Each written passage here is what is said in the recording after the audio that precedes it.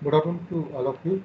I welcome all the participants, our and dignitaries for this day 3 session of AICT Atal sponsored FDP on Internet of Things on for agriculture application. So today for the first session, we have Mr. Santosh Sam Koshi sir is there from CDAC. He is presently working as a joint director and has been associated with CDAC Hyderabad since 2005. He has completed PGDASD from CDAC Hyderabad and BE in Electronics and Telecommunication from Pune University. He has a rich experience in designing and developing embedded hardware and software for a number of R&D projects at CDAC.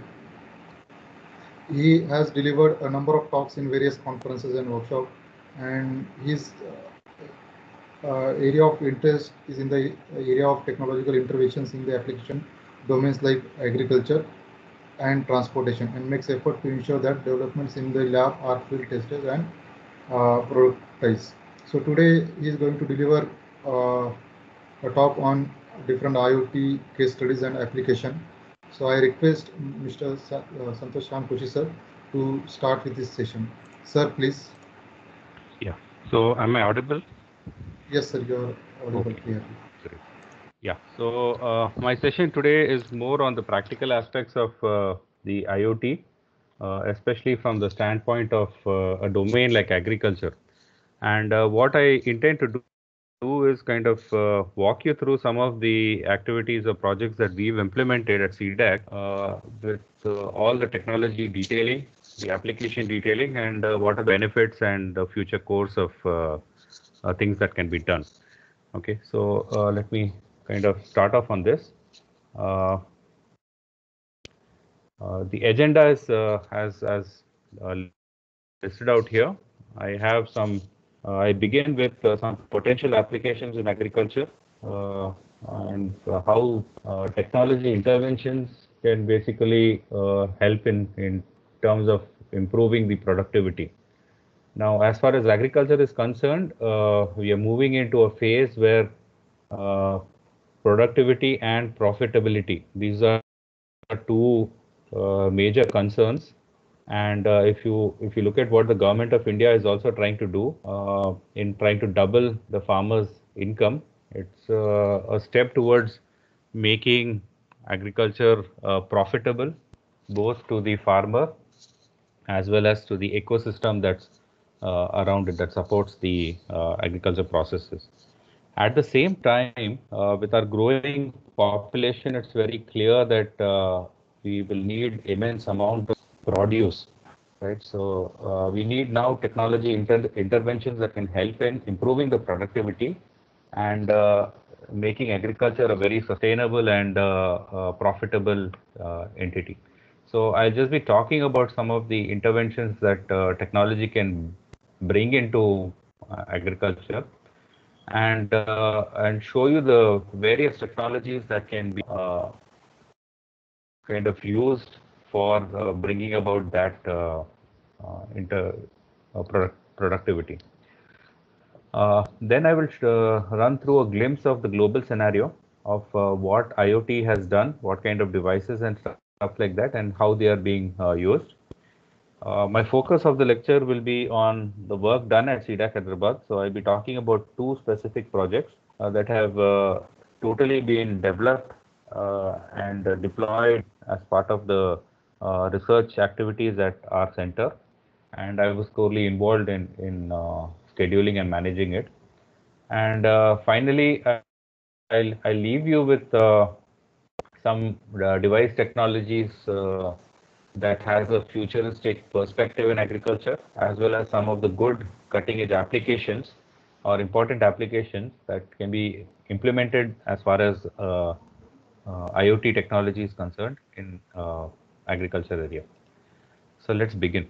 If we look at the state of the agricultural domain, we need to realize that interventions have been coming along throughout the ages. So if you look at the 19th century, that is the 1800s and so, probably the plow was one of the greatest inventions that happened because it used to be a manual plow, prior to that, and then after that, people started using animals to kind of plow their fields, and also mechanization started into the agricultural field with the form of tractors and stuff that could do the plowing. So that was a step towards interventions from a technology perspective. Towards the 80s, we started seeing how we can improve the resistance or resilience of the crop to different kinds of diseases, to be more product, consume less water through a form of science called genetically modified seeds. Okay, and so there was a lot of research that went into modifying the seeds and ensuring that they produce the optimum kind of fruit for the labor, right? And beyond that, right now we are more into this area where machinery and GPS kind of systems are kind of kicking in or slowly moving into the agriculture space, opening up a platform for getting a lot of data from the field. So at present, if we just think about the agriculture sector, there are a lot of technologies that are playing in, right? You have drones. You hear a lot of drones. Then you have genetically modified seeds. Then you have weather forecasting data. What is the climate going to be like? So when should I sow my crop? And you also have sensory information through your IoT kind of technologies. The problem is this is a lot of data, okay, and when you bundle this amount of data to the farmer, he is kind of confused. He's overwhelmed by the amount of data and does not know what to do with it, right? So the future basically tells us that this data that we are generating will lead to insight. Okay, so you connect all the data units together, have a processing of that data unit through algorithms on the back end, and generate insight which is good enough for the farmer. For example, if I tell the farmer that the soil moisture in your field is so much so percentage, it's of no use to him. What will he do knowing the soil moisture or the temperature? Rather, if I generate insight saying that the soil moisture is about 60% in your, it is likely that 2 days later there can be rain. So do not irrigate your field. That is insight. That is something good that the farmer can use, right? So we are now progressing towards this kind of scenario where data is being generated from devices or sensors or various forms of input. That data is processed, that data is correlated against various conditions, and we generate insight. And this insight is something that goes to the farmer, advising him on what he ought to do for the better productivity of his farm. So if you look at now some of the potential applications agriculture brings up, where technology can play a major role. Some of them I've listed out here in terms of yield forecasting and market connect. That is, you know that every farmer produces some form of produce, right? Whether it's a fruit, whether it's a pulse, whether it is grain, whether it is a vegetable. This is all produce that the farmer is harvesting from his fields based on his work. Now the issue is these producers are taken to a market, right? Generally, there is a market where the farmers send their produce to, and based on the amount of inflows that are coming into the market, the price of the produce is fixed. So many times, because of the lack of information, what happens is that there is too much of produce at a specific market, which brings down the cost of the produce and endangers the farmers' livelihood, right? So you hear about news in that tomatoes are sometimes 70 rupees a kg and sometimes all the way down to 2 rupees a kg. Why is this happening? Because the government does not know that what is the amount of produce that is coming. So technology can play a role here by enabling the government to know what is coming from where, and therefore forecast the yield and connect the farmer to the right kind of market. That's an important role that the technology can play. However, the current establishments to do this is very manual in nature. So you should have a way of on the go, on the fly, finding out the state of your farm or the state of your agriculture produce and quickly connecting it to the various markets and giving services to the farmer. So that's one technology intervention. The second is also an interesting uh, technology intervention is about the crop or the soil health mapping and monitoring. So either you should be able to map or monitor the health of the crop, or you should be able to monitor and map the health of the soil, because these are the resources or these are the things that help you to be more productive or be less productive. For example, if your soil is not good for growing a certain kind of crop, the farmer should be told in advance that this is the state of his soil. So how do you do that on the go in a real-time system on a large scale is something of a challenge that technology has to play a role into. The third area where technology could help is also in the weather monitoring. Now, in the weather monitoring, we classified it in two parts. One is the macroclimate monitoring, and the other is the microclimate monitoring. So the macroclimate monitoring basically is the monitoring of the climate, which is seen by everybody, by all of us, right? But however, whenever you sow your seeds and the plant comes up to a certain level, the plant creates a canopy. That is, it creates a greenhouse effect because the leaves all cover the surface from the ground to the leaves, and there is a canopy over there, right?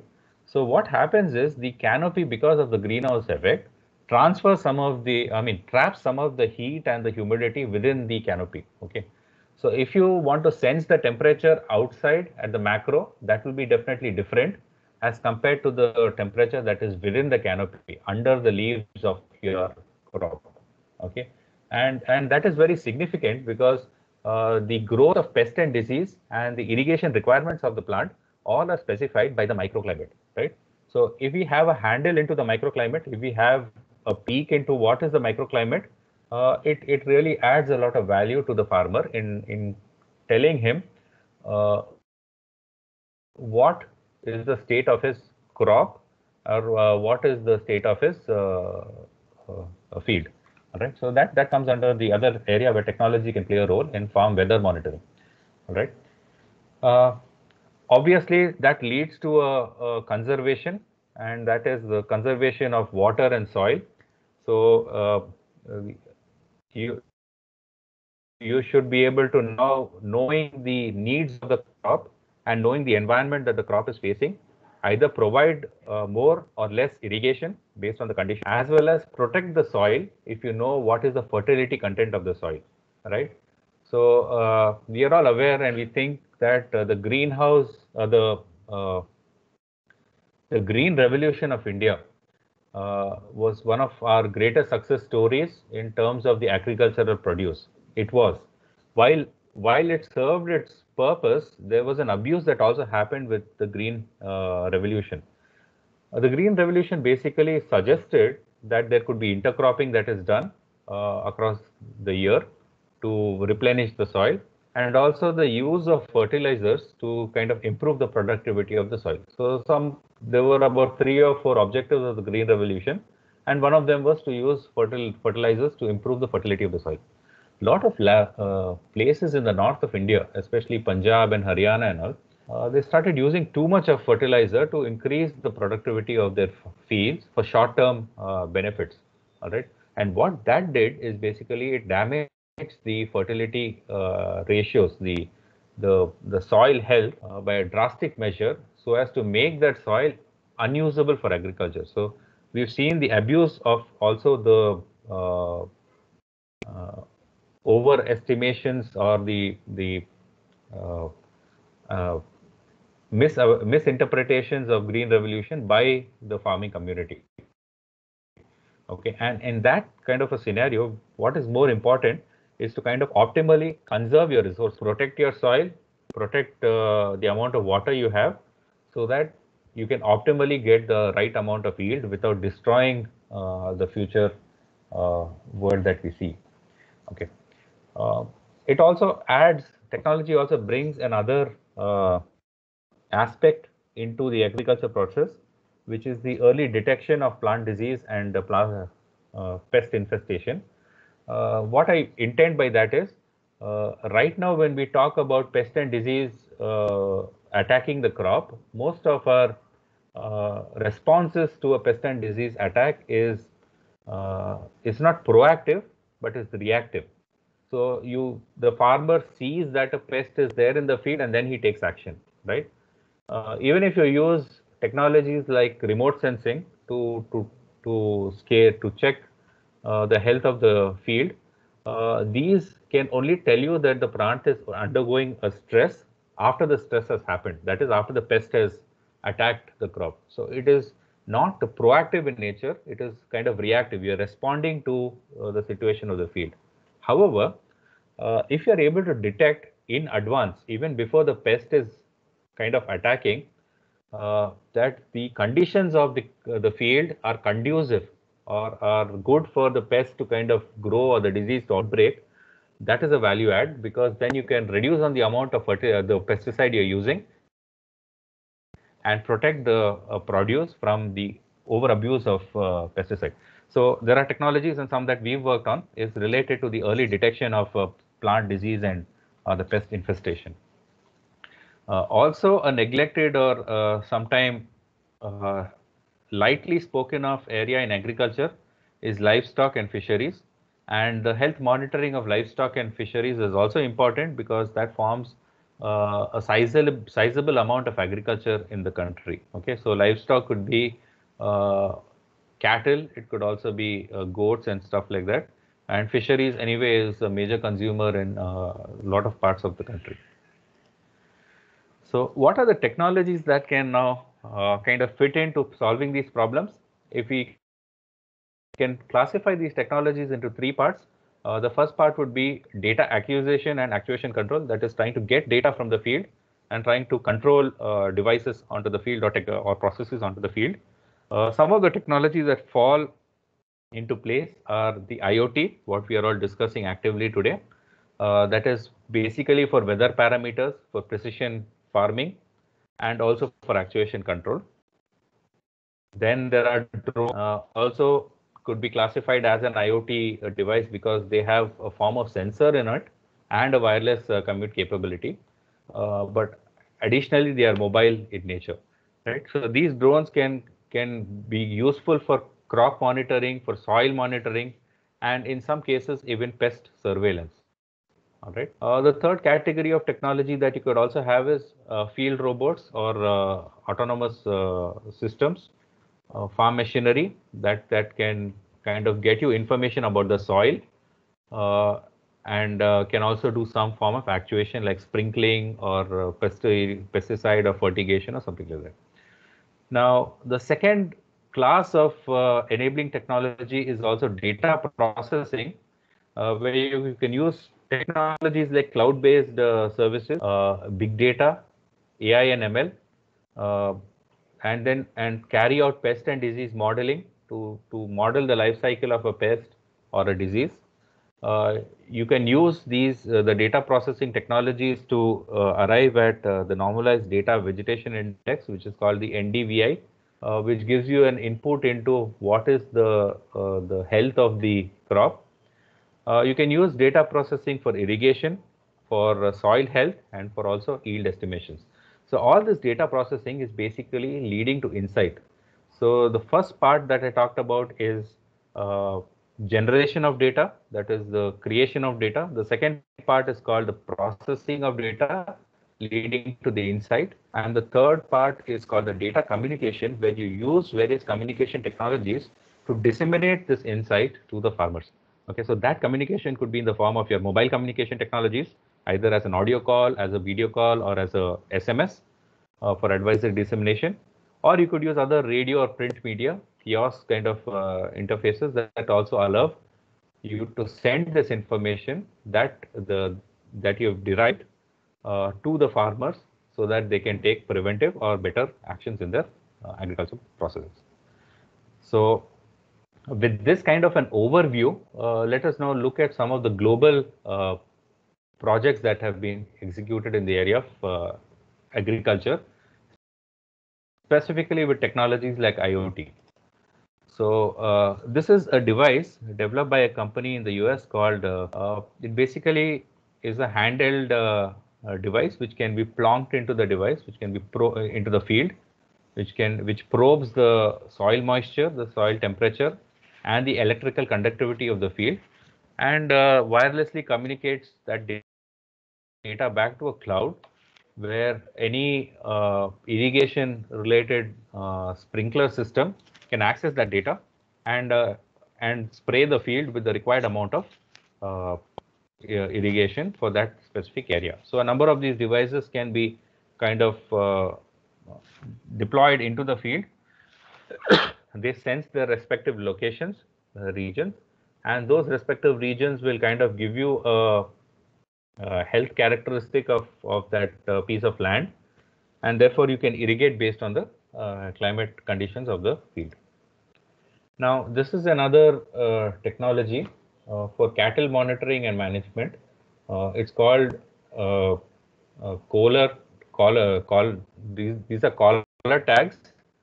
You can see a tag here around the cow's neck, as well as you can have tags which are put at the feet or to kind of monitor where the animal is moving, what is it eating, okay, and therefore you can kind of make a performance estimate or how good it has eaten, how much it has eaten, and what likely output you will have in terms of the milk.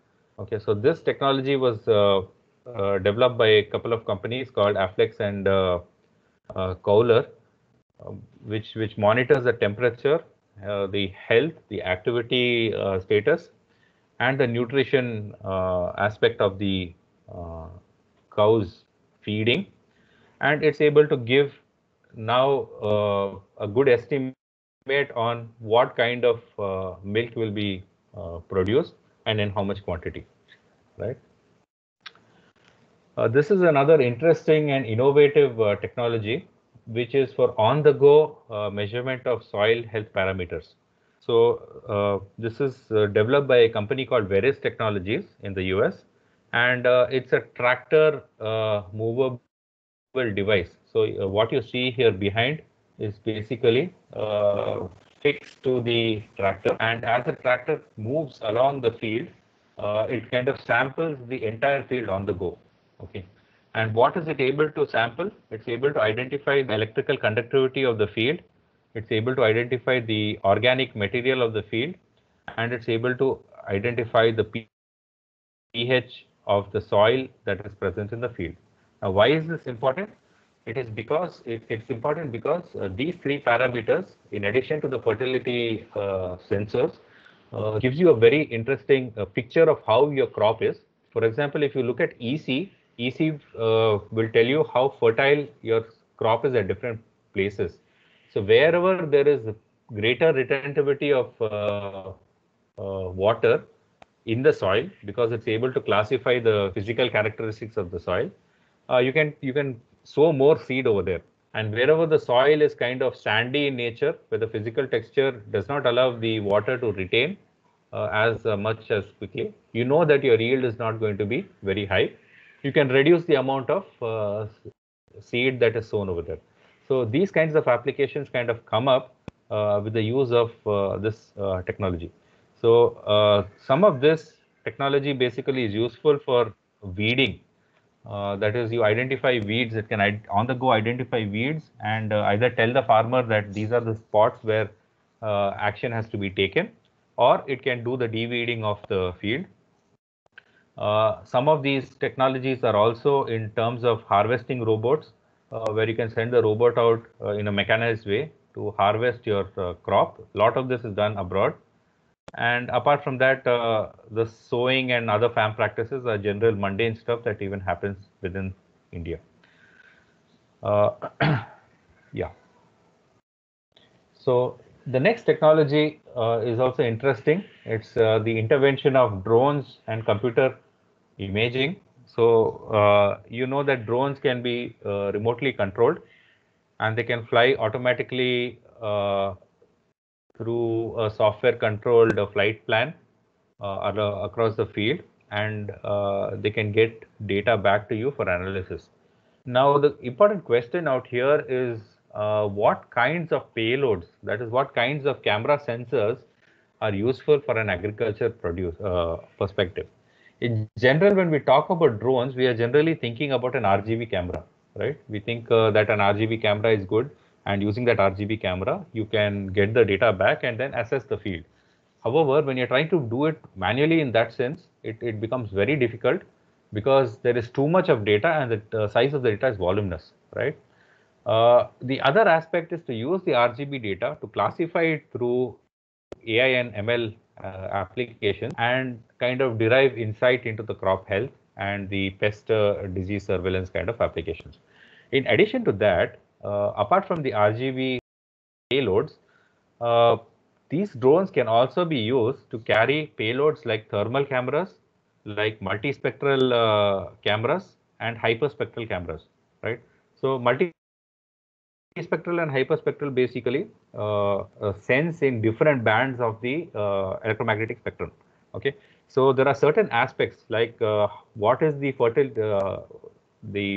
irrigation requirements of the crop are better understood in different bands of the electromagnetic spectrum. So these multispectral and hyperspectral payloads that can be fixed onto a drone basically are able to get more insight from the data that is derived based on the sensors that are connected to them.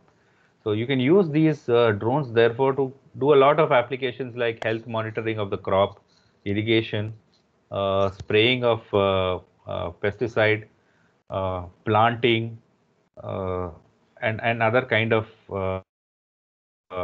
applications as well. This is another interesting device that is affixed onto your tractor, and as it's called a POC, the farm mobile POC, which kind of collects data from the tractor of what is the seeding rate, what is the separation of uh, the rows of sowing of your crop, what kind of input variety of seeds you put, when have you sprayed, and all that kind of data gathering this device is able to do through interacting with the technology that's present on the tractor. These are for high-end tractors. And once you get all this information, you can it populates something called electronic field records. And these electronic field records kind of tell you what kind of yield can come out from this field and when it can come out and how much how much can be generated. So this is another application where they've created a dashboard where you can view all the data of your IoT devices that are put onto the field. So this is by a company called OnFarm, and all your data specific to the various sensors can be put onto the dashboard for visual applications. So now with that kind of an overview, I'd like to walk you through about the activities that we've done at CDAC. So if you look at CDAC, we've been working corely in this area of IoT in agriculture since 2005. From the time I joined CDAC, I've been involved in the development of technology that can be tested in the field, and it can give some insight to the farmer. So there was a period of research that we did when we bought technology off the shelf from companies abroad. Okay, then we played around with that technology. We understood what it is and how it functions and all that. That was the initial part. Subsequent to that, we undertook a research project from the Ministry of Electronics and Information Technology with a grant to develop this technology in-house. Not only did we develop this technology in-house, we also prototyped it in the agriculture field and kind of studied how this technology performs in the field, which is indigenously developed. Now, we had some interesting results through that exercise. And beyond that, we were able to make a product portfolio that actually went into deployment in the state of Andhra Pradesh in the year 2015. Okay, so that project was called Harita Priya by us. Basically, intervention using IoT technology for the groundnut crop, pest and disease forewarning, and for irrigation scheduling applications. Okay, so this is something that I'll be talking about corely in this session.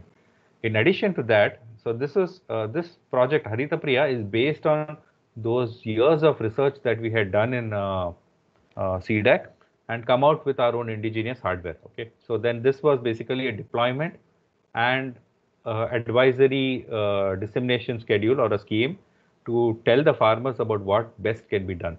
Okay, this was a real application or a field implementation of all the research that we had done. The next, in the success of this, we also executed another project which we call the IIOR DSS.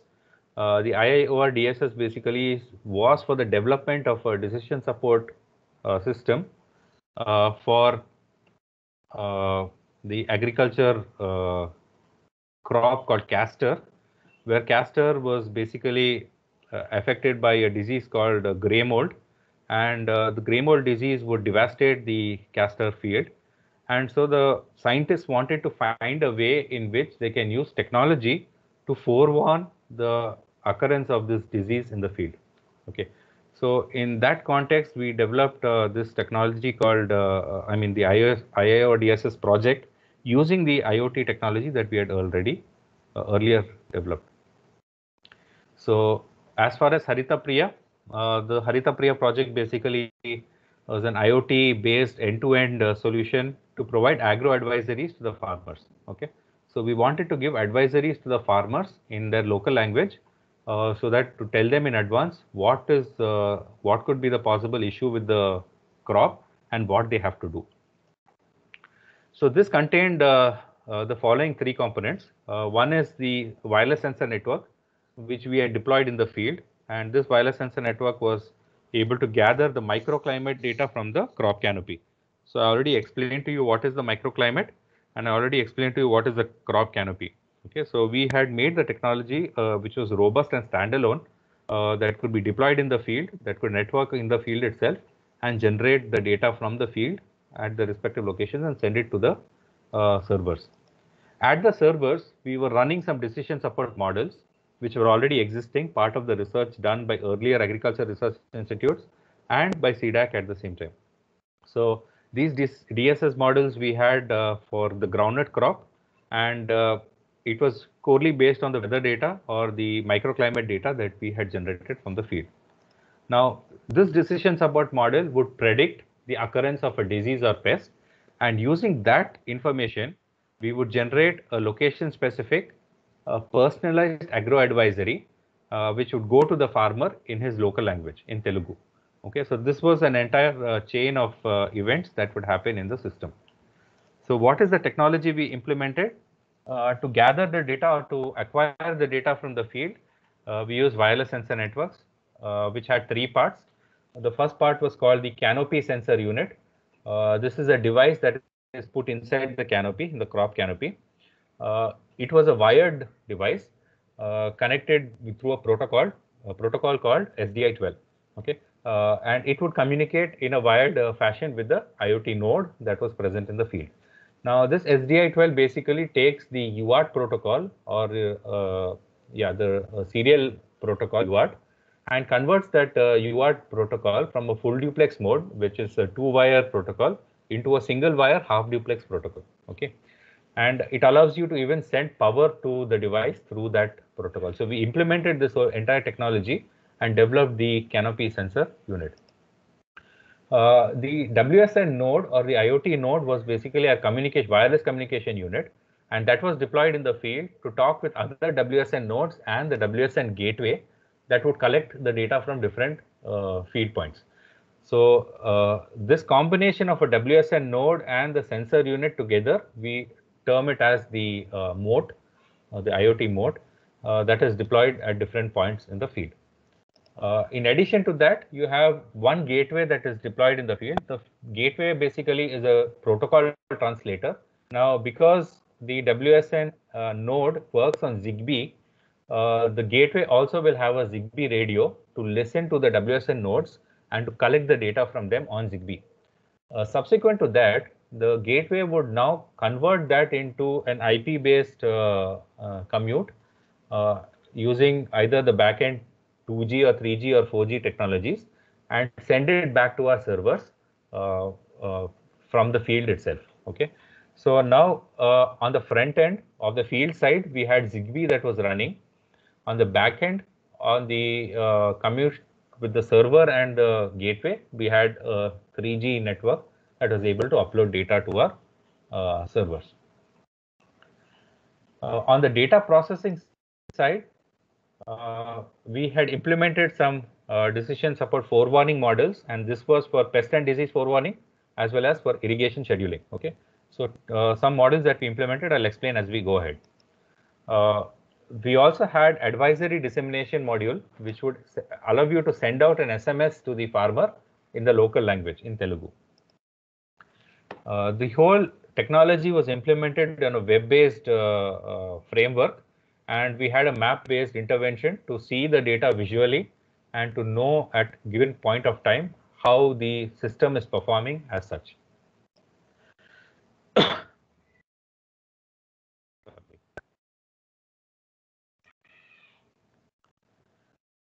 Okay, so beyond that,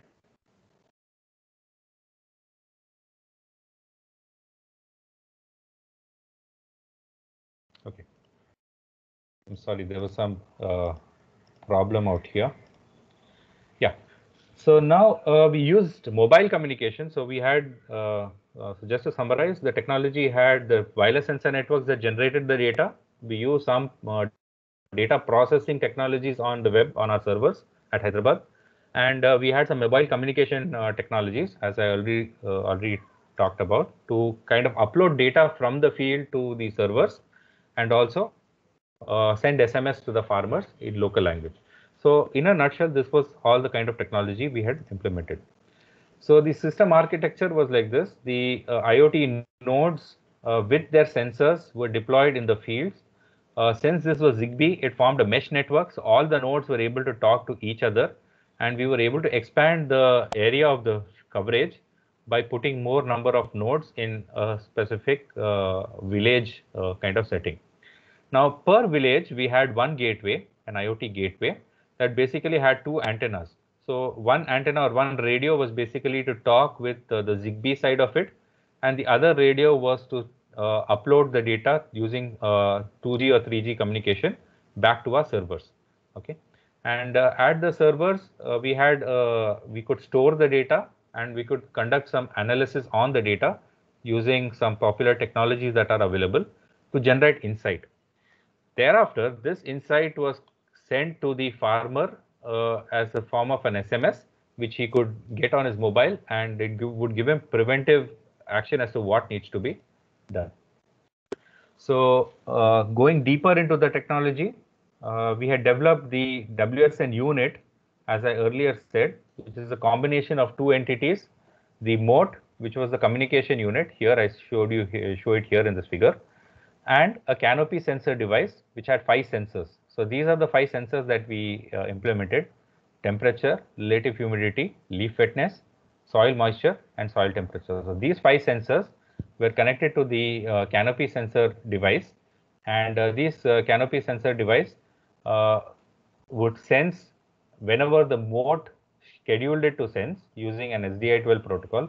So this connection between the moat and the canopy sensor unit was wired using the SDI12 protocol, and it would sense the data at the respective position, and thereafter wirelessly transfer this to the gateway through a multi-hop mesh architecture.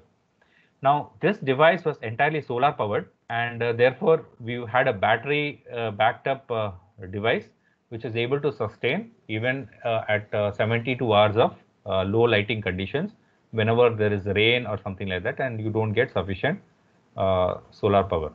Okay, so these are the 5 sensors. 2 were for the ambient temperature and relative humidity.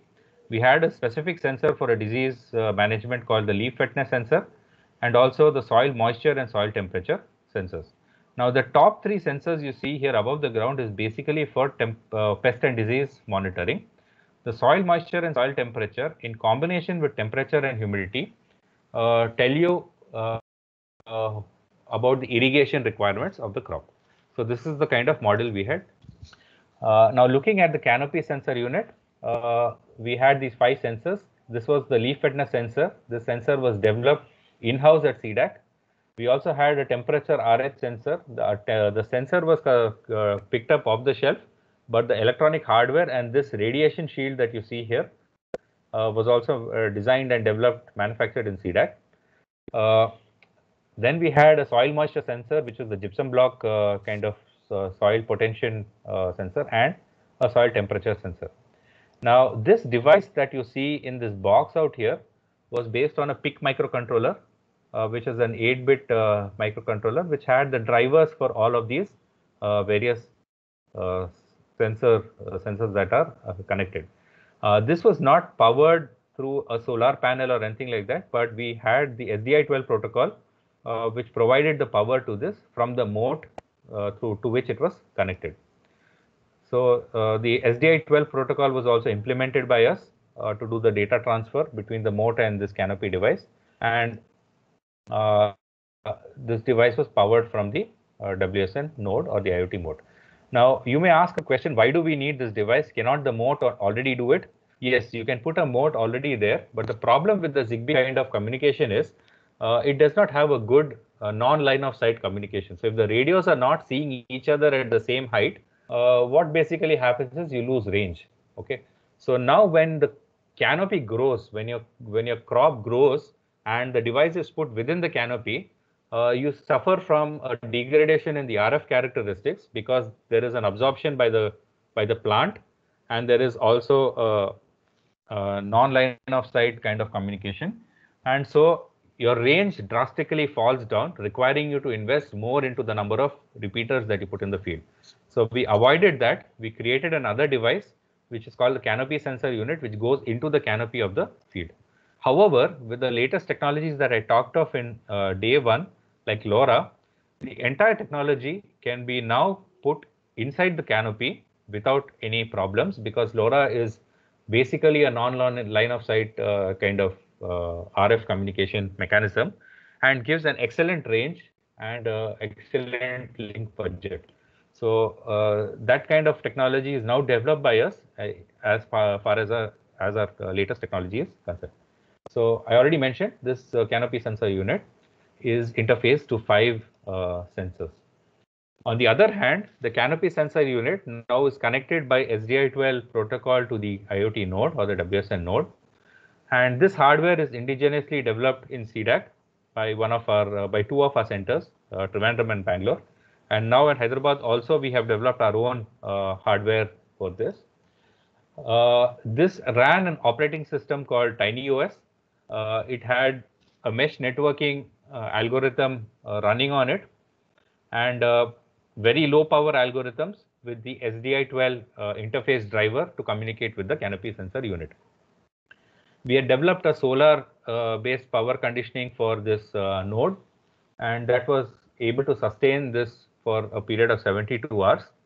The sensors were plug and play, so you could just take the sensor and plug it into the technology, and the system would directly detect it and start operations. And this was also packaged for outdoor environments, for outdoor deployments, like using the IP67 kind of packaging, so that even if it rains or if there is somebody tries to put it in water or something like that, this technology would still survive without damaging the electronics within. Finally, on the other aspect of the technology, we had a WSN gateway. You can see the picture over here. So there are 2 radios that are shown here, 2 antennas. One antenna was for the ZigBee communication, and the other antenna was for the backend GSM 2G, 3G communication to the backend. This was also powered by a solar panel, and this was also put on the field.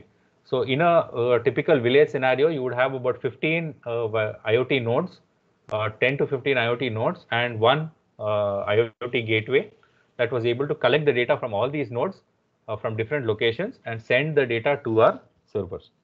Now, how was this developed?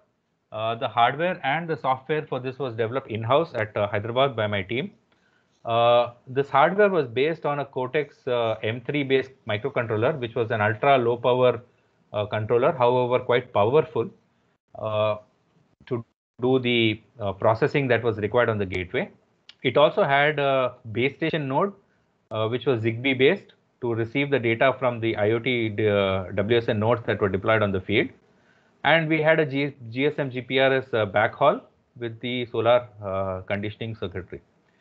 Now, as far as the software was concerned, we used a real-time operating system called cuCogs. This is a free and open source operating system. It provides rich set of libraries for various platforms. So Cortex M3 was directly supported by cuCogs, and in addition to that, it was easy to integrate other libraries like the file system library and an SD card library and stuff like that. We also had a local storage using a micro SD junction.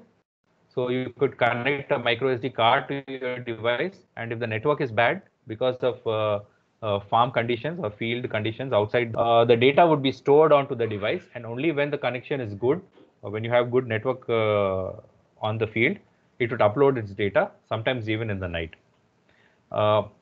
This had a power management software. So based on different levels of the power that we are having in the battery, we are able to turn on and turn off different sensors or the communication, or set the system into a low power operating mode. It implemented an HTTP client on it, so I could directly communicate to my server using the HTTP protocol.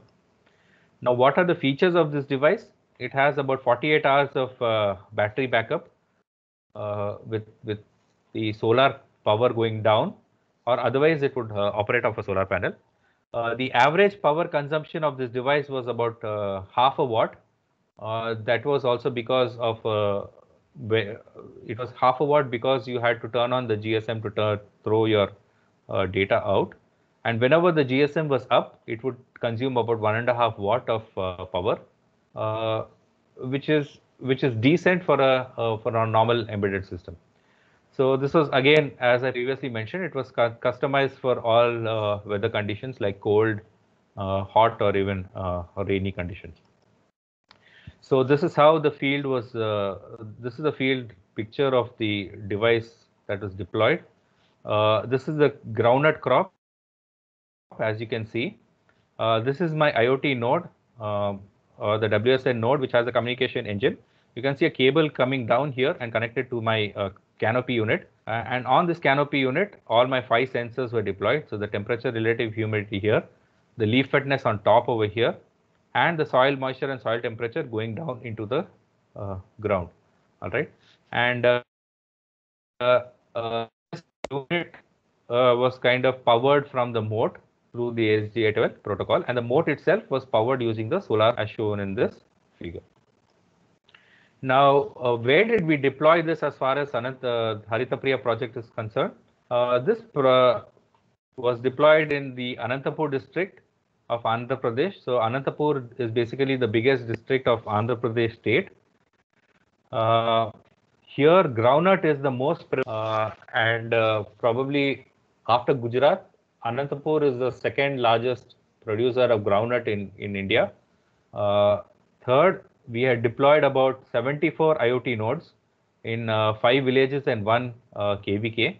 So there were 6 deployments that happened, and 5 were farmer villages. 74 nodes, because at some places we had put 5 nodes, some places we went all up to 20 nodes based on the amount of coverage that village basically had. So with this kind of a deployment, we were able to cover about 450 acres of field. And yeah, is there any question? Somebody has turned on the mic.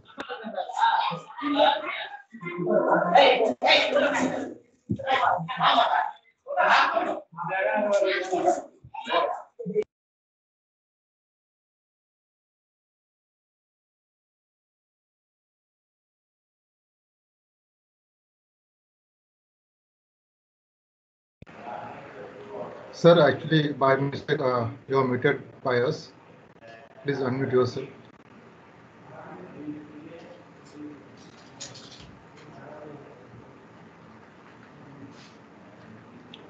Hello, sir. By mistake, you have been muted by us. You please mute yourself, unmute yourself. Okay, is it clear? Yeah. Is it fine now? Yes, sir. Yes, sir. It is clear. Yeah. This happened just immediately, or from where do I start? Okay, I'll just start from here. This implementation details. I hope this is good enough, right? Sir, your slides are not changing. Is it okay now? No, sir. Let me reshare it once again. Yeah. Yes.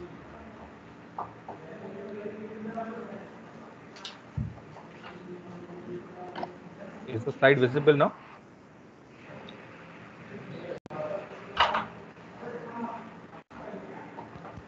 Are the slides visible now? No, sir. Yes, sir. Yes, sir. It is visible. Okay. Sir, please. So Yeah. Okay. it's visible? Yeah. Yeah, So it is in full screen, sir. yeah. Now, this deployment was basically done in Anantapur, which is the largest district of Andhra Pradesh. Andhra Pradesh, basically, in Anantapur, groundnut is the most prevalent, one of the most prevalent crops. Following Gujarat in India, Anantapur is the second largest generator or harvester of groundnut. So in this deployment, we took up to about 74 nodes were deployed in 5 villages and 1 KVK. So there were 6 deployments totally. 5 of these were farmer fields, farmers' villages, where the technology was implemented.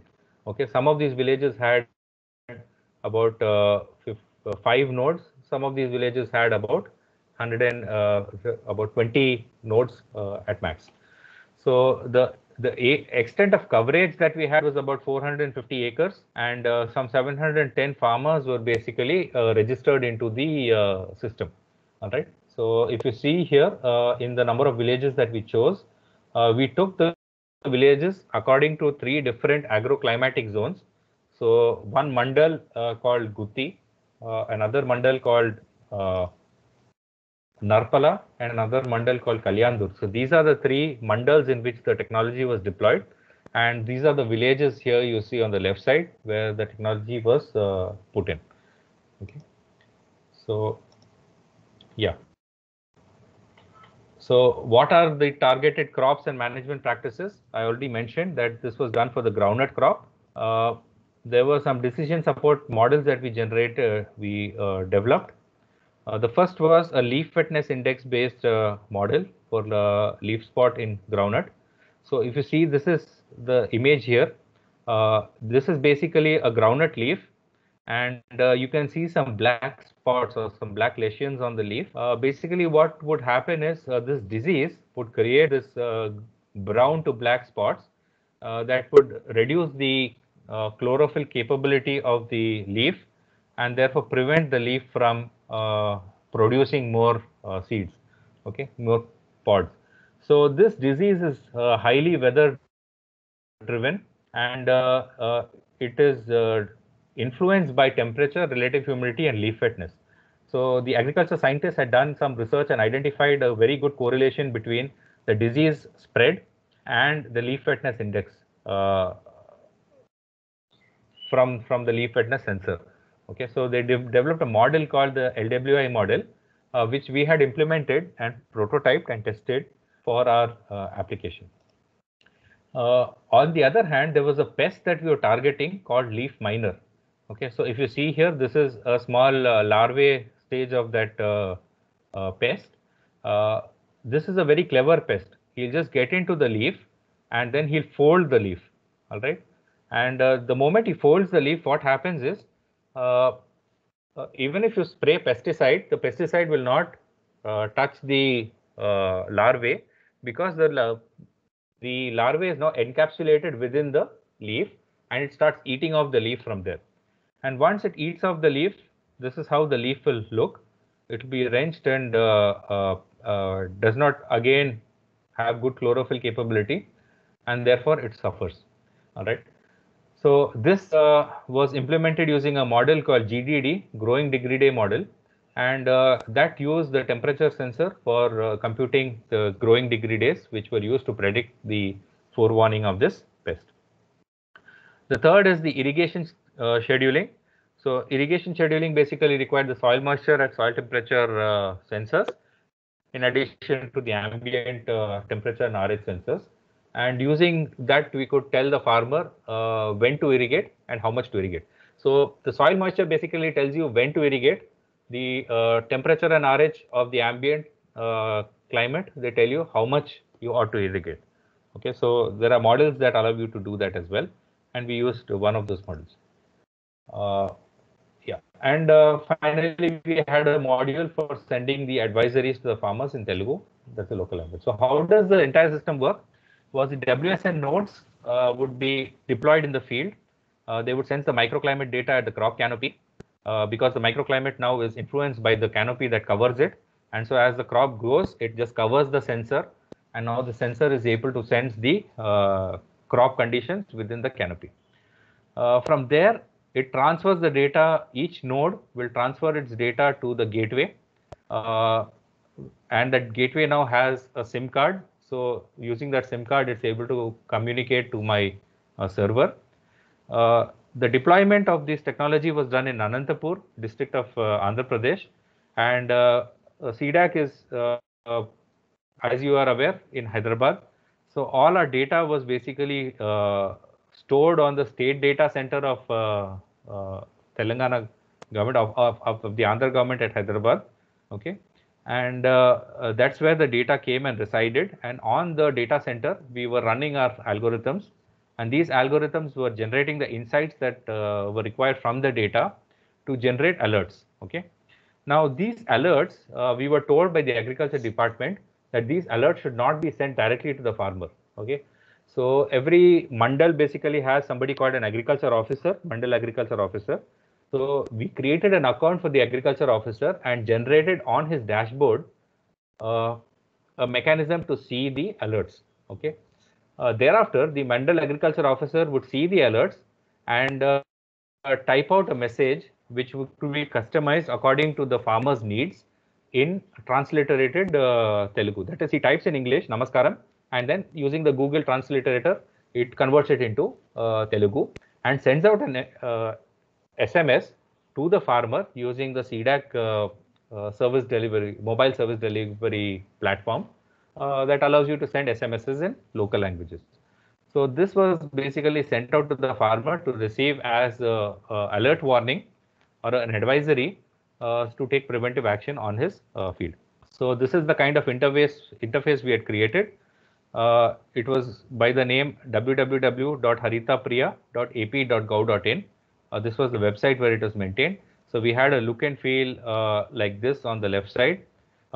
We could drill down. It's a map-based look and feel. So you could drill down to the locations and look at the data at each and every point. It would tell you in a green toggle that the system is in good condition.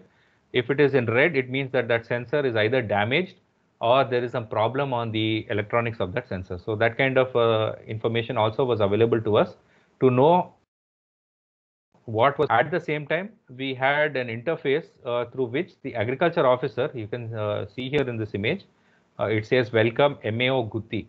So Gutti is one of our mandals. So he is the mandal agriculture officer over here. He had a login. So he could log in into the system, and then he will see an advisory scheme that allows him to send the advisory to the farmer. I'll talk about this in detail. So as part of this system, we had given 4 types of advisories. One was the WSN based advisory, where the alerts were generated by our system, and the agriculture officer would convert this advisory, this alert into an advisory that is appropriate for that specific farmer.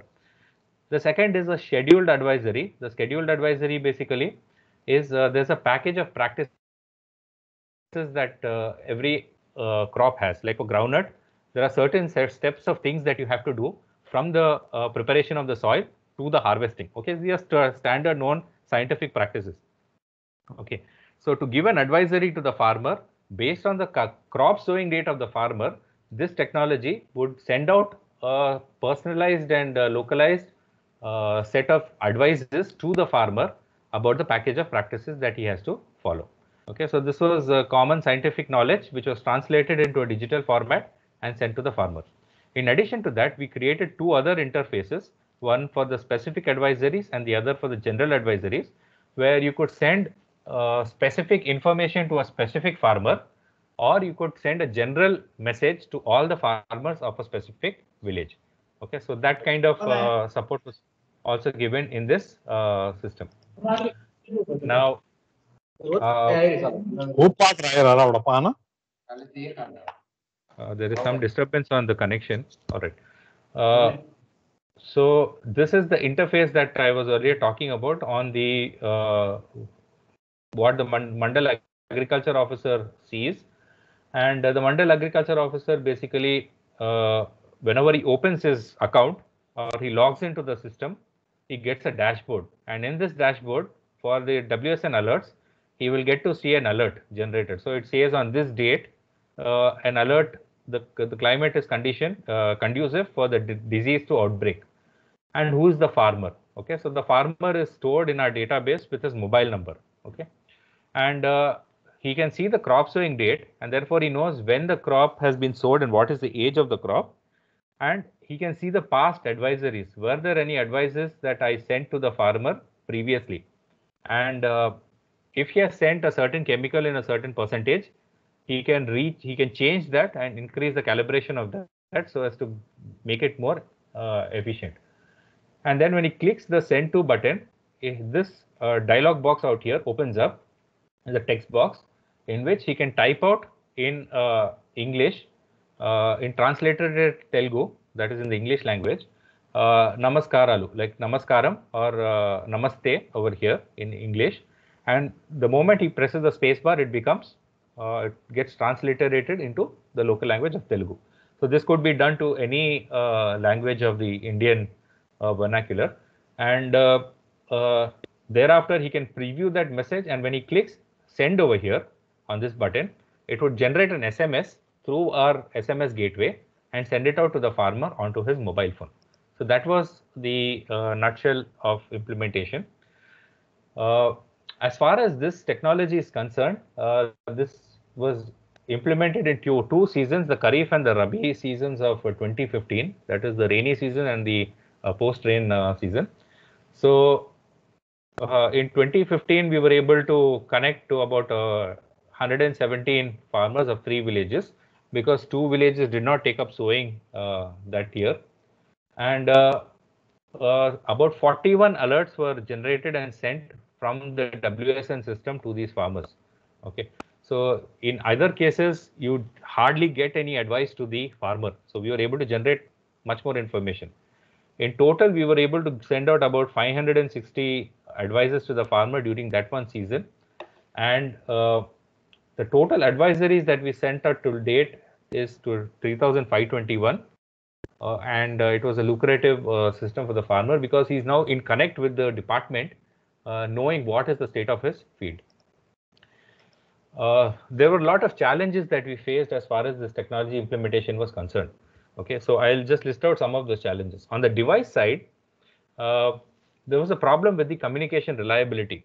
The reason is, I already said that we were using the Zigbee radio, and so the Zigbee radio is not a very good performer for outdoor conditions, specifically because it's a line of sight kind of technology. So you have to have the nodes together at the same height. Secondly, whenever the rain, when the conditions of overcast, rains and all happen, the RF communication kind of drastically falls. Okay. Third, if there is foliage, if your one node is on one side of the field and there are trees separating the other node, generally there is a drop in the RF communication characteristics, which was some of the practical problems we faced when we went with a Zigbee kind of architecture. Second is the power supply, the data rate and the range trade-off. Okay, so always the amount of power consumption, the data rates and the range that you have on a RF communication is a trade-off. So if you want a long range, you have to drop the data rates. If you want good range and good data rates, you have to source more power. And so there are these kinds of trade-offs that you have to work with, which really creates a problem for physical implementation of the technology on the field. Third, this technology was basically ZigBee based. So you had number of repeaters that were put on the field.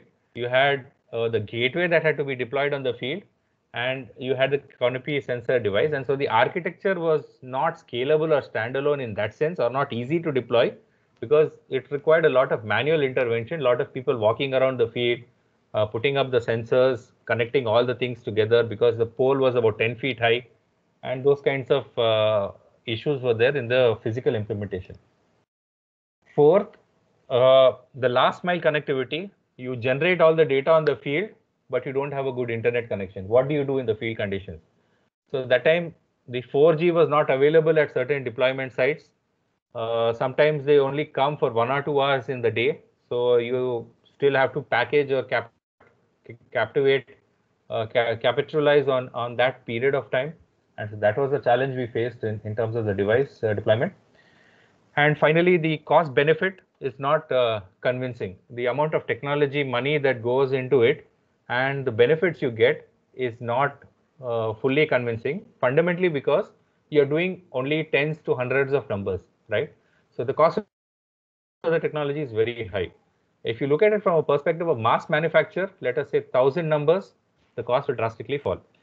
Secondly, this technology also was deployed from 5 to 20 nodes in the field, right? So that is too many sensors that you need in a given area.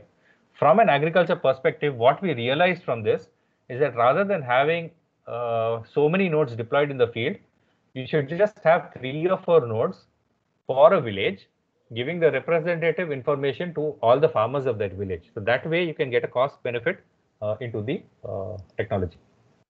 Yeah. So on the application side, where you had to send out the advisories and the data processing, the number of pest and disease forewarning models are limited. So what happens is, because of this, it requires the agriculture research institutes to take up a pilot of research activities through which they can develop the models. Because without the models, generating the data is of no use. Okay, so a lot of work is now happening in that space by the agriculture research scientists, and therefore this becomes an opportunity for the technology to fundamentally go as an enabler for scientific research, and thereafter for the farmers' benefit. So that's where we are as far as the technology landscape is concerned. Now, secondly, for technology to be proven in the field, you need case studies that are successful. For example, if you look at the drip irrigation system, initially when it was mooted as a cutting edge, I mean a groundbreaking technology in agriculture in India, none of the farmers wanted to invest in it. The simple reason was the cost of the technology was prohibitively high for the farmer at that time. However, when the government subsidized this and the government took up pilot projects in different parts of the country, what happened was that started creating a success story or a replica model that farmers around started seeing and understanding the benefits of, right?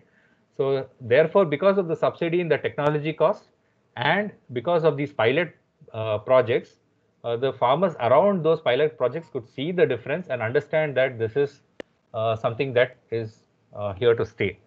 And therefore, from that standpoint, from that perspective, it's very important to kind of build those use cases, to spend some time on field testing and build these use cases so that you can change the mindset of the farmer so as to accept the technology. Yeah. Third, the application of technology requires testing and multiple crop seasons and cycles.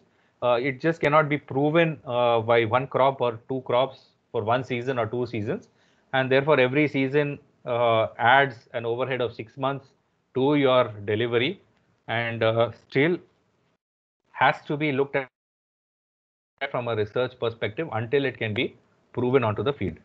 Finally, and the most important from an Indian standpoint, is the ability to convince the farmer that this is something good for them. Because some places that we went, the farmers were scared that the moment you put technology into the field to measure the weather, they will lose their subsidies on the crop failure subsidies kind of thing, crop weather insurance that is there, right? They were worried that they will lose those farm loan waivers and all that, because now the technology will tell clearly whether the weather conditions are good or not. So to break that mental barrier, to break that mindset, it's very important to have proven use cases or case studies or successes that can show the farmer that doing something like this is here to help them increase the productivity.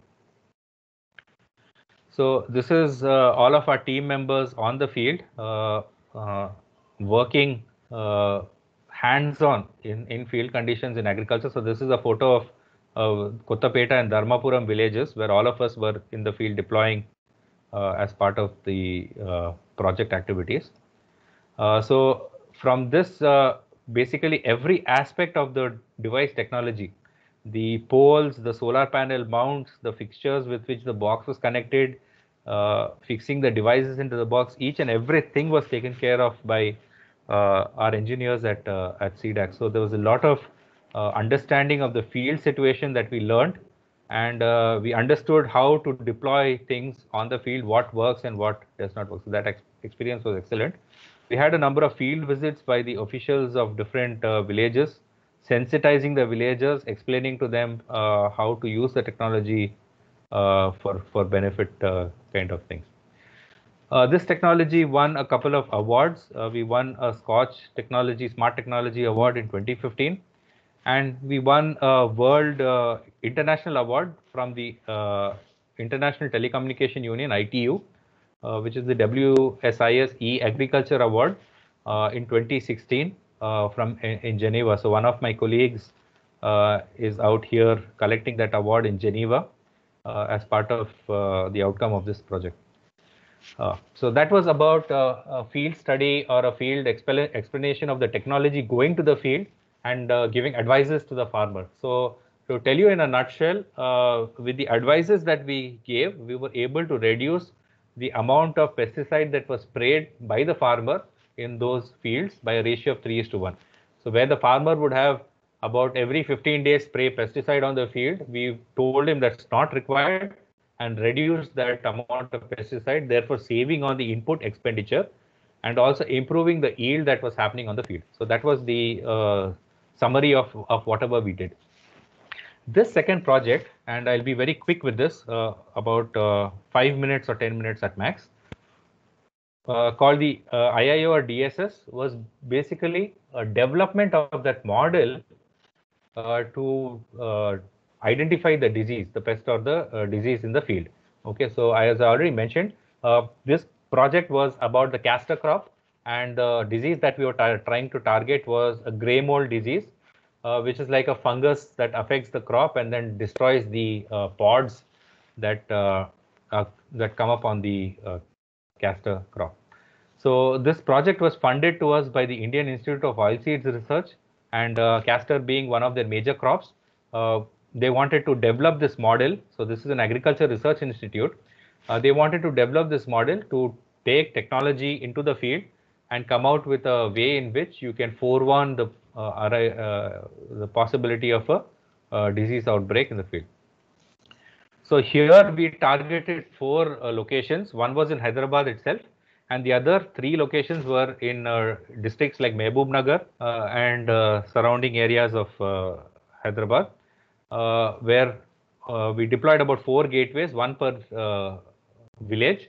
So there were 3 village locations and 1 field location for our R&D, a polyhouse.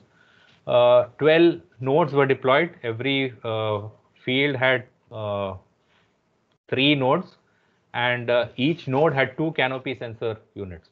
Okay, so there were about 24 canopy sensor units with the 3 sensors, T, RH, and leaf wetness. And each village had 3 nodes and 1 gateway. So that was the architecture of deployment. So this project just got completed in 2019, recently, after we developed the model and published a couple of papers and research findings in reputed journals. So this was the architecture, as I already mentioned to you. These 3 sites, Palem, Minguanpalle, and Jangamreddy Palle, these 3 sites are the places where we took up the deployment in villages. And we had 1 site in Hyderabad in a poly house where the experiments were conducted on the disease spread. So this was the architecture. We had a gateway. The gateway and the nodes were separated by a wireless distance of 150 meters, and every node had two sensors connected to them, and two canopy sensor units connected to them, and each canopy sensor had about 3 sensors: temperature, relative humidity, and leaf wetness. Okay, so these two are again SDI12 based with the sensor node, and there was a wireless communication by Zigbee to our gateway. And from the gateway, we would send it using the backhaul connectivity of 3G, 2G, 3G to our website or our server at IIOR, and we would run our model on the data that was coming. So this is the web interface that we generated for this project. And as similar to the previous, we were able to show the data at very minute levels and develop the model to forewarn on the disease and forewarning. So in summary, let me just conclude with a couple of slides. How does IoT help agriculture? When you talk about data acquisition and actuation control, technologies like IoT can help in microclimate monitoring. You can use drones with multiple payloads like multispectral, hyperspectral, and back it off with AI/ML kind of applications to understand the crop health and stuff like that. You can use robots or autonomous field machinery to do soil mapping for your field. So from a data acquisition and actuation control perspective, you can use these 3 technologies, fundamentally IoT technologies, that can go to the field and generate the data, and they can also actuate. So you can use the drone to even sprinkle water to irrigate your field, as well as to spray pesticide where in a much more effective and cost and cheaper way, without wasting it based on the data that you get from your field. Yeah, so actuation control, I already mentioned in terms of fertigation, irrigation, and pesticide spray. What are the potential applications for IoT in agriculture? A number of them are there. You can use a combination of IoT nodes and drones for multiple crops and multiple management practices like pest disease, irrigation scheduling, and stuff. You can do a multimodal data fusion, that is combining the data of IoT, drones, and farm machinery, and use that for better decision making and insight. You can identify crop signatures and cropping patterns using drones. That is, what is the crop that is grown without even the farmer telling you. If you if you send a drone over the field, you should be able to detect a crop signature and tell what crop it is. The moment you are able to tell what crop it is, based on the amount of sortie, that information you get for that crop, you can compute the area of coverage, because you can figure that out. And once you have the area of coverage and you do the sorties on multiple durations of the crop cycle, you will be able to identify what is the produce and when it is going to hit the market, and therefore tell the government that this is the kind of yield that I'm going to get, and therefore this is how you should plan your market, so that the cost is not dropped and he does not lose his investment because of the competition that's coming into the market. You can use technology for pest and disease surveillance, for plant health studies, for soil health analysis, and all that from a research perspective. Again, you can enable these allied areas of agriculture like livestock and fisheries for their health and monitoring, and develop soil health maps, plant health maps, and weather maps that can help you to improve your agriculture decision processes. So that's it from my side in terms of the case study that we implemented, and what are the benefits that we see of the technology, and what are the future perspectives of the technology.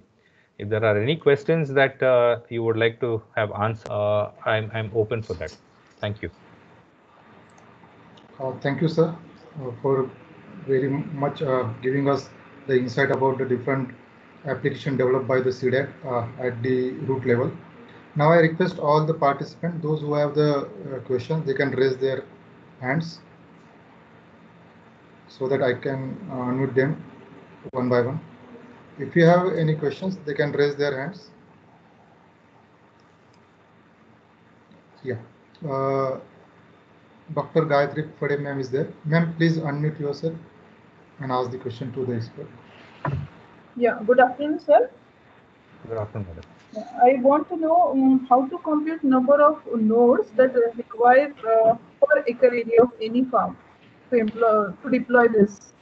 Okay, that's a very centric and detailed question. The reason is this: based on the kind of crop, based on the kind of parameter, this varies. Okay, so there is no hard and fast answer for this to tell you that okay, you can put one or you can put two or you can put three.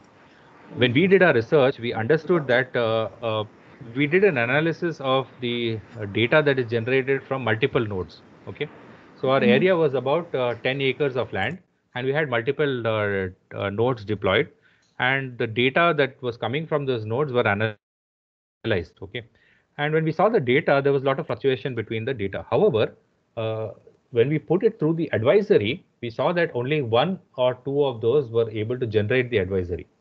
All right.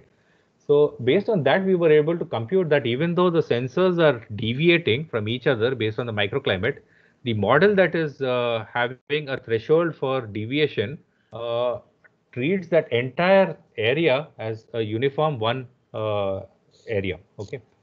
So that implies that about 10 acres, we are good enough for a groundnut kind of agriculture to have one node that is deployed. Okay.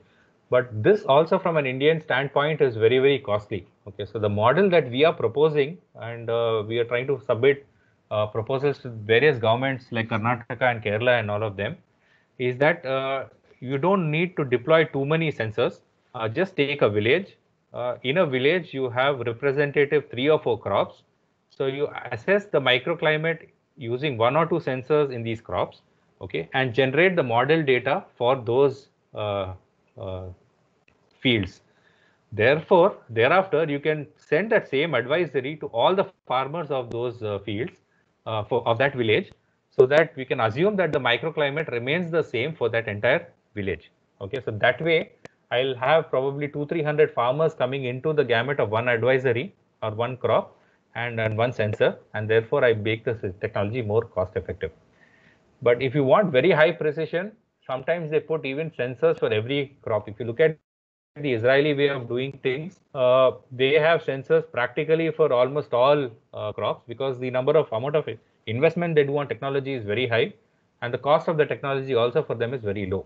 Okay, so from an Indian perspective, it won't work out, but from when the day when technology becomes as cheap as our mobile phones today, it may probably add a little value to have a couple of these sensors in acre of land kind of scenario. Yeah. I hope I've answered your question. Yeah, thank you, sir. Sir, we are working on same line in Nashik for the grape environment. We are working for the whatever diseases that occur on the grape farm due to Yes. change in climate. Yes. So, if we get any opportunity to work with you, we'll be very happy. Yeah, that is always fine. We are always happy to help out anybody who's in this area, because we have the field experience and probably we can support you with the technology also if you all require it to. So if you share your email ID, we can post whatever work we have done till date, and so that we can work further. Sure. My email ID is available. Probably Dr. Praveen can kind of share it with the participants, and Yes, sir. I'll respond to you. Yeah. Yeah, Thank I'll you. share that. Thank you. Yeah, thank you. Yeah. Now I request Mr. Kishore Mali to unmute yourself and ask the question. Sir, thank you, sir. Good afternoon, sir. Yeah. Good afternoon. My question regarding soil health. So, Yes. how to measure soil health in any farm field? Okay.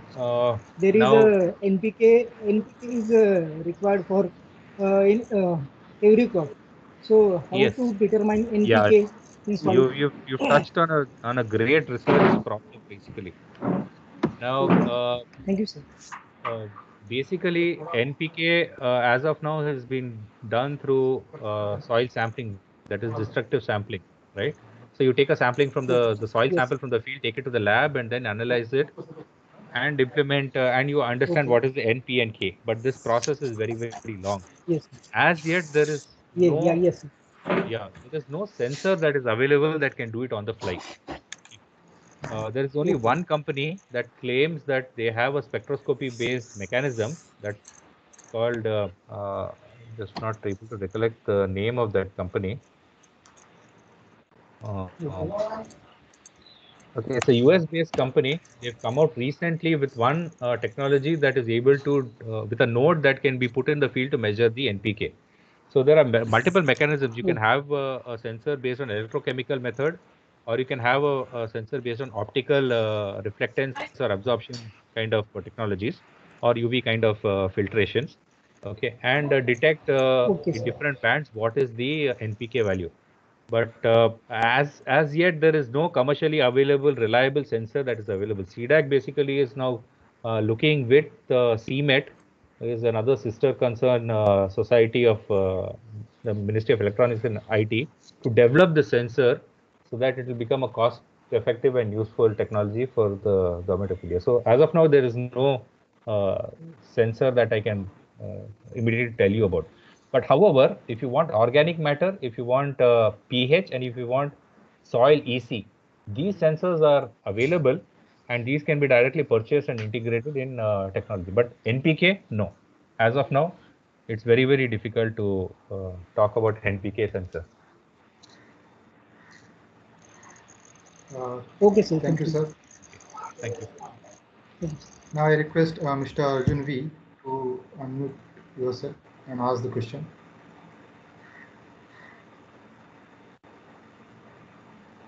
Arjun V.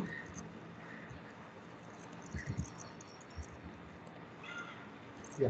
Now I request Mr. Bhushan Patil to unmute yourself and ask the question. Good afternoon, sir. I will ask about the agriculture drone, IoT-based platform for agriculture application. So, how it is possible to collect the data from the agriculture field through using the unmanned aerial vehicle, or just like the robots or drones? So fundamentally, Over to the you, drone sir. does not have a physical contact with the field, right? Okay, sir. Yeah, so the drone cannot have a physical contact with either the crop or the field. That is known, right? So the only way the drone can collect information is through imaging sensors. Okay, so you can either have a camera which is an RGB camera, or you can have a thermal camera or a multispectral camera and a hyperspectral camera. Okay, so it's like a mini remote sensing system that can sortie or fly over the field and generate this data. This is the camera data or the multispectral and hyperspectral data, provided you put those payloads onto the drone. Now there are models that allow you to study the data, the multispectral data, and derive inferences out of that. Okay, so in the near red region or the IR region, or different bands of your electromagnetic spectrum, and the difference of one band data pixel from the other band gives you some information on whether the plant is undergoing stress, and if so, what kind of a stress is it? Is there a pest attack that is happening? And what kind of health the plant is undergoing. So basically, you can do a qualitative assessment of the plant, the health assessment of the plant, using this imagery data that you collect from various payloads. But you cannot find the soil moisture at a depth of so and so feet. Okay, so it's all imaging based. Either you use microwave or some imaging sensors. Yeah. Yes, sir. Okay, sir. Thank you, sir. Fine, sir. Yeah.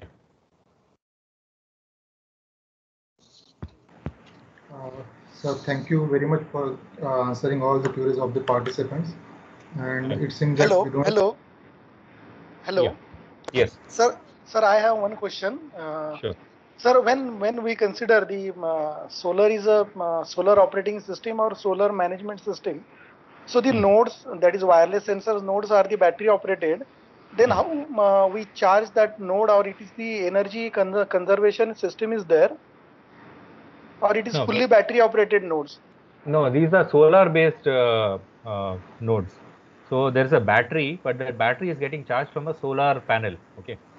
So if you remember the picture that I showed, we had a solar panel. That solar panel was given to a power conditioning circuit, and so whatever voltage and power is generated from that solar, we were storing into a battery. Okay.